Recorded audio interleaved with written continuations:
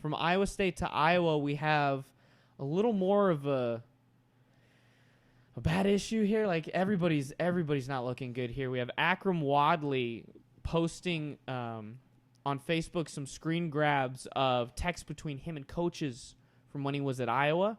They accuse Brian Ferentz of, I believe, like withholding meals or adding community service hours based on on-field play. He also said at one point in one of the things, it said, you're going to go rob a gas station. Jeez.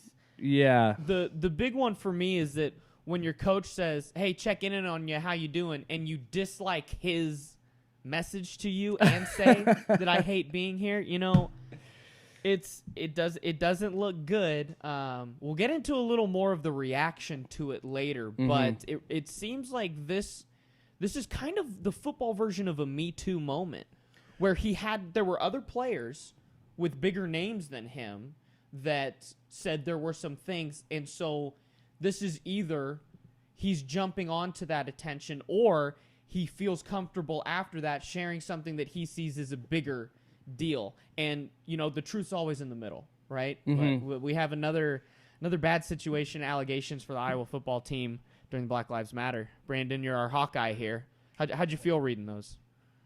Well, I mean, not a lot to really say about it. I think it's terrible. It seems like I think it was a lot of it seemed like on Brian Ferentz is who he was really going after the most.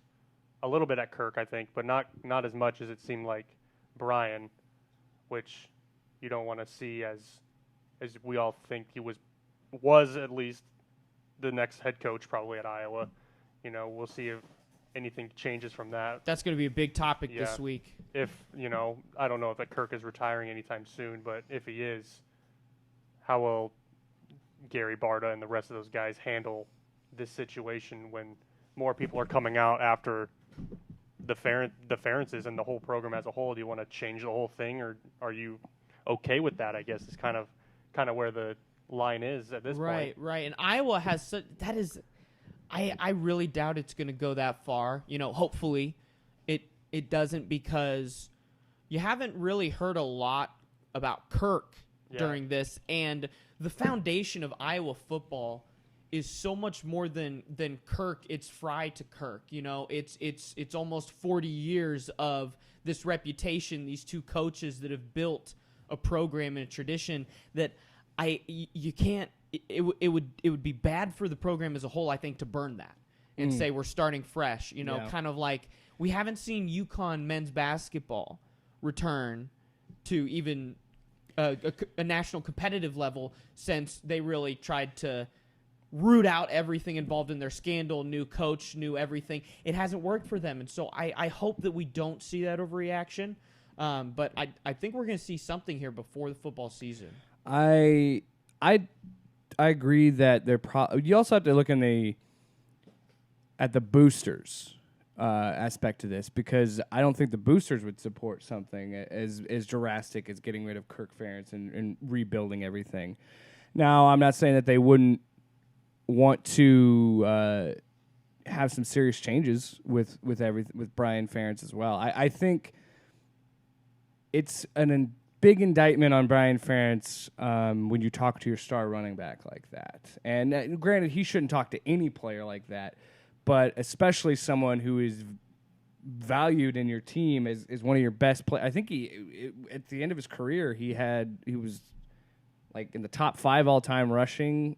He was probably one of the best running backs to go. He was like number 4. We were a very pro Wadley podcast for, you know, the Iowa Western connection. He was like had 4th all time for touchdowns.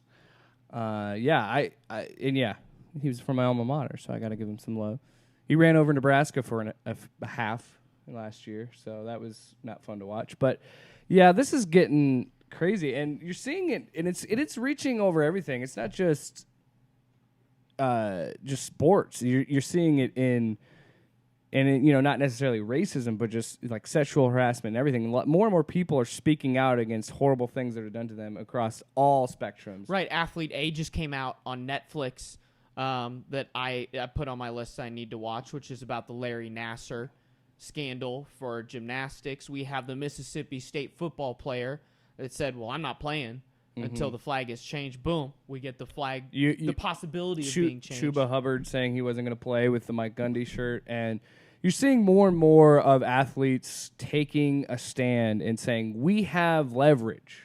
Because the coach is only as good as his players. And when they say, hey, we don't want to do this, and we'll touch on this a little bit more with K-State, and it's not just football. All sports are threatening a boycott if things don't get changed. And it just really says a lot that he's doing it, and that he's coming out and saying it. And honestly, and this is just the way the news cycle works, I thought this whole thing with Iowa was going to die down after they got rid of Doyle.